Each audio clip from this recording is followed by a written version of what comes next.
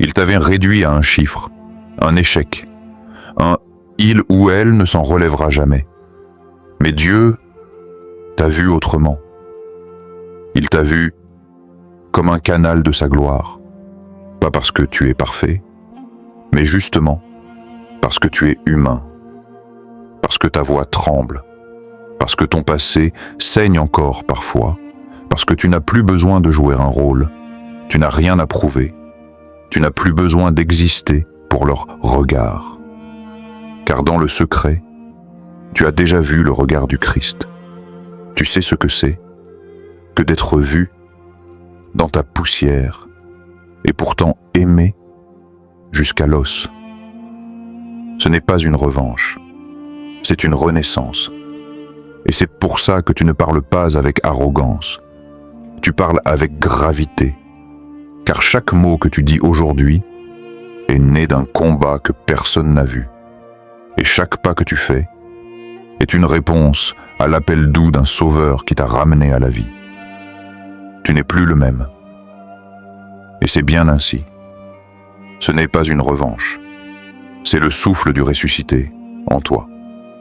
Ce qu'ils disent de toi n'est pas ce que Dieu voit en toi. Ils pensent te connaître. Ils t'ont entendu parler une fois, t'ont vu échouer 2 fois, t'ont étiqueté pour toujours. Ils t'ont défini par ce qu'ils ont compris, ou plutôt par ce qu'ils ont refusé de comprendre. Mais ce qu'ils disent de toi n'est pas ce que Dieu voit en toi.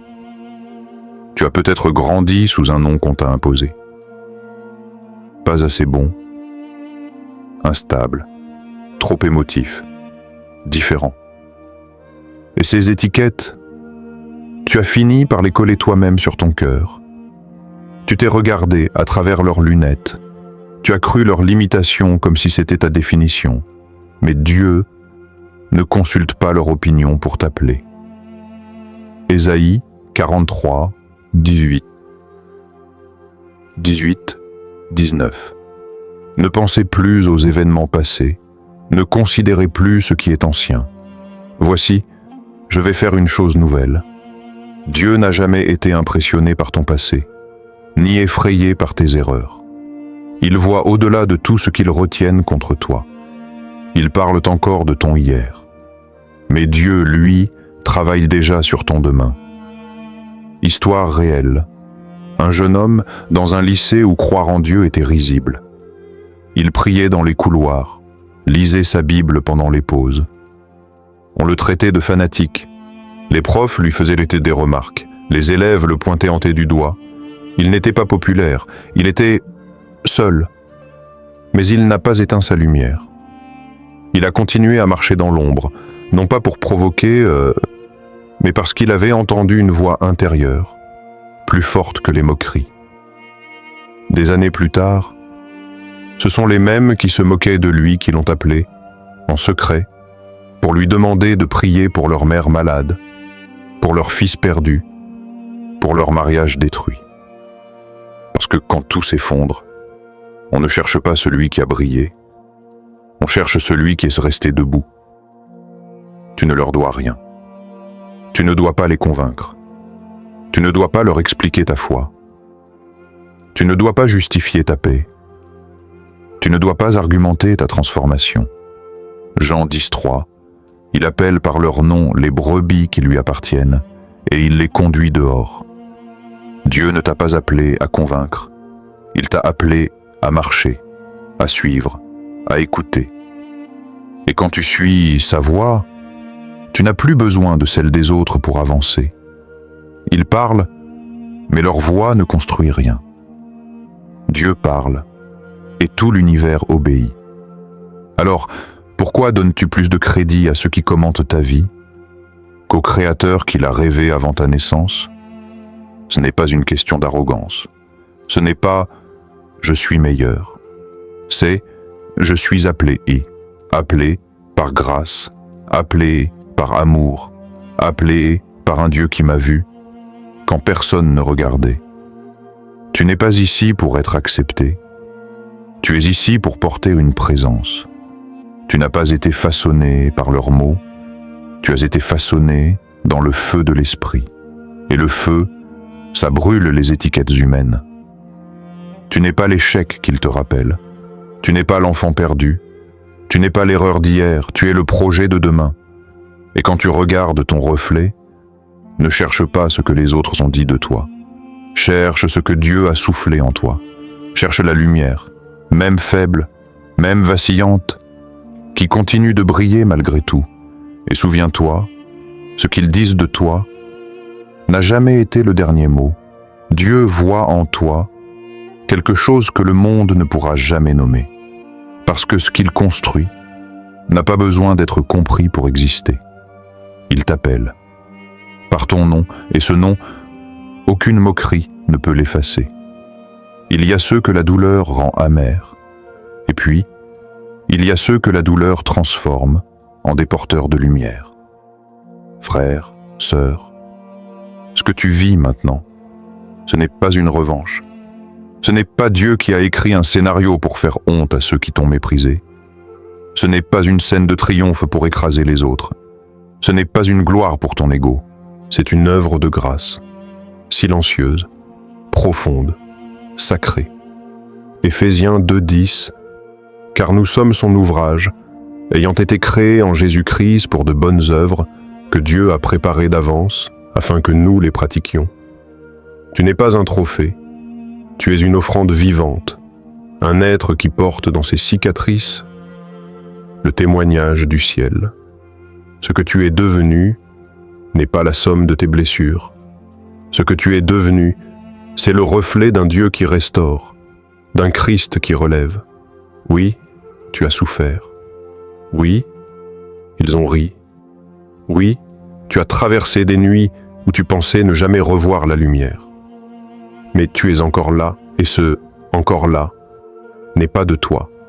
C'est sa main, c'est sa grâce, c'est son regard qui t'a ramené quand toi-même tu avais cessé de te chercher.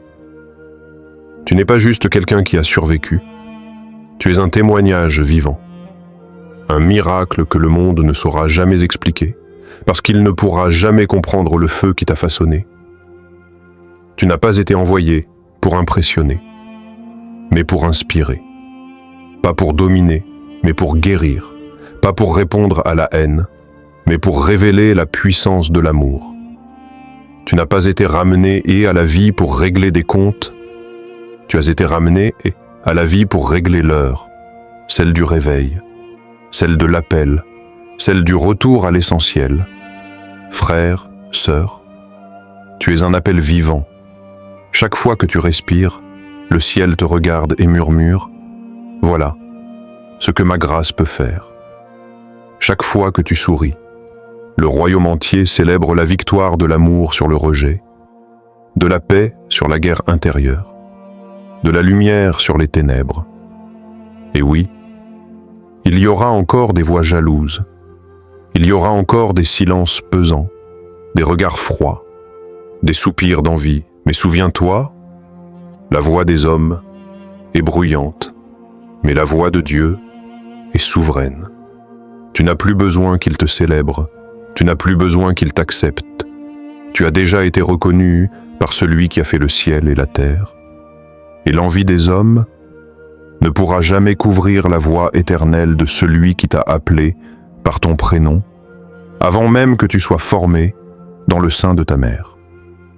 Alors lève les yeux, pas vers ceux qui t'ont blessé, mais vers celui qui t'a reconstruit. Pas vers ton passé, mais vers celui qui fait une chose nouvelle.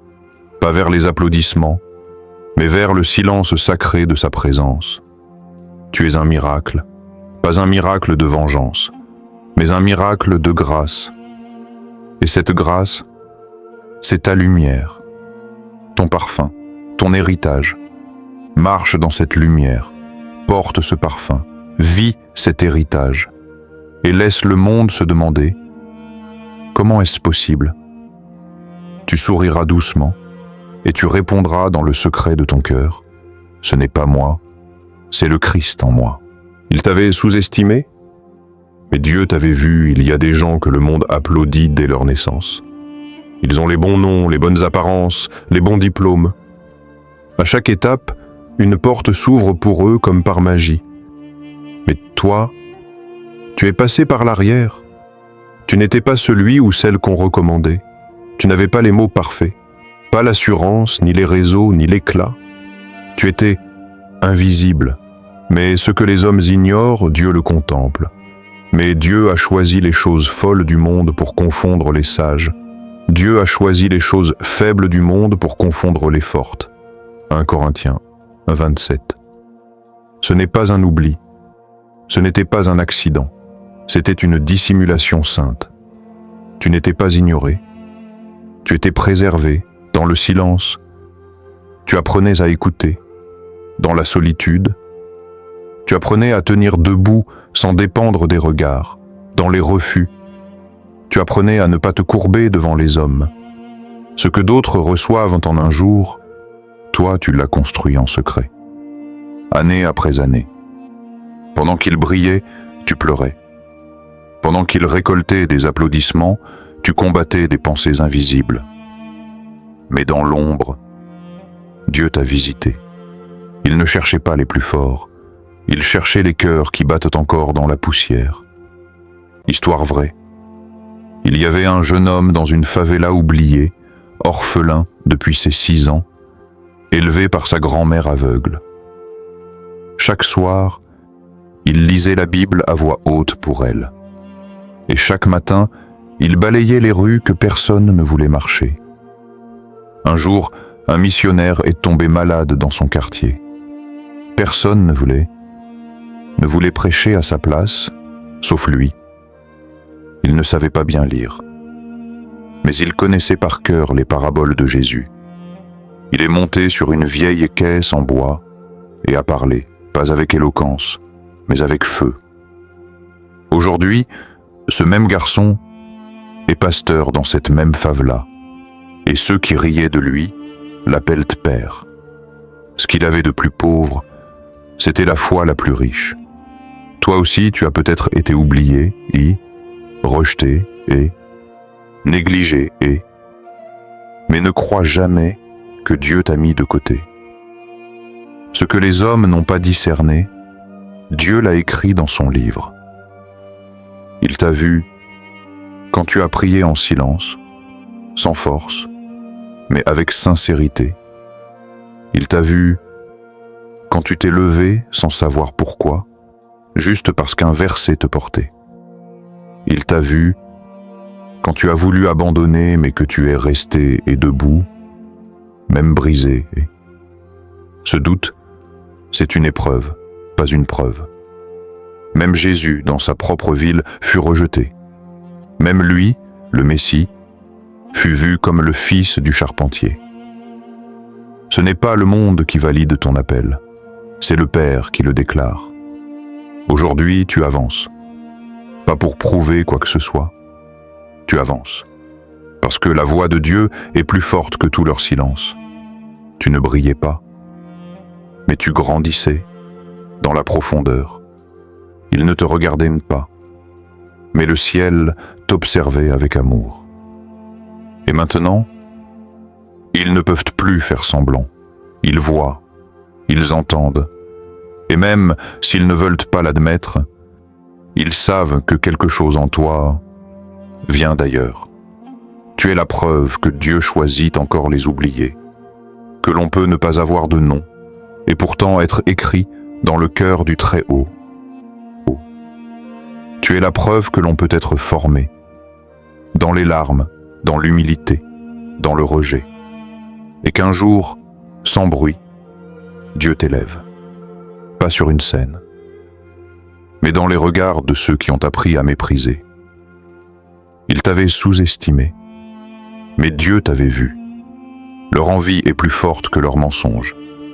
Ils te regardent, mais ce n'est plus avec mépris. C'est avec cette chose, étrange, qui ne se dit pas, mais qui se sent. Un poids dans l'air, un silence chargé d'électricité, une absence de mots qui crie plus fort que 1000 accusations. L'envie. Avant, il te critiquait librement. C'était facile. Il pouvait rire, juger, déformer. Il disait que tu étais naïf, trop spirituel, trop sensible, pas assez stratégique. Tu étais pas fait pour ça, pas équipé, pas préparé. Et pourtant, te voilà. Le problème, ce n'est plus ce qu'ils disent, c'est ce qu'ils ne peuvent plus nier. Ta persévérance a parlé. Ton feu a brûlé plus longtemps que leur sarcasme. Et ta foi est devenue un flambeau que rien n'a su éteindre. Genèse 37, 11. Ses frères furent jaloux de lui, mais son père retint cette chose. Comme Joseph, tu as traversé des fosses. Tu as été vendu par des bouches que tu aimais, trahi par des regards que tu croyais honnêtes. Mais à la fin, le manteau qu'ils t'ont arraché n'a pas changé l'appel que Dieu avait posé sur toi. Ils pensaient avoir effacé ton chemin. Mais c'est Dieu qui écrit avec des cicatrices. Histoire vraie. Il y avait cette femme, divorcée, rejetée, jugée impure par ceux qui n'avaient jamais goûté à la grâce. Dans son église, elle n'avait plus le droit de témoigner, plus le droit de servir. Mais elle continuait à venir, assise au fond, le regard vers le sol, le cœur vers le ciel. Elle priait pour celles qui, comme elle, se taisaient. Un jour, une autre femme en pleurs est venue s'asseoir à côté d'elle. Puis une autre encore. Elle n'avait plus de micro, mais elle avait l'onction. Aujourd'hui, c'est cette même femme que des pasteurs invitent pour parler aux femmes blessées. Et ceux qui l'avaient réduite au silence écoutent désormais en silence. Ce n'est pas elle qui a forcé l'élévation. C'est Dieu qui a choisi le moment où la restauration devient une mission. Car l'envie est souvent le miroir de leur vide. Et ta croissance, le rappel de ce qu'ils n'ont pas voulu devenir. Il ne t'en vient pas pour ce que tu possèdes. Il t'envigne pour ce que tu as survécu. Et tu sais quoi? Ils ne mentent plus. Ils n'ont plus besoin de le faire. Car la vérité de ta vie est devenue plus forte que tous leurs récits. Ils voient, ils reconnaissent. Mais ils ne peuvent pas l'admettre à voix haute. Alors, ils se taisent. Mais ce silence est assourdissant. Mais souviens-toi, tu ne vis pas pour leurs excuses.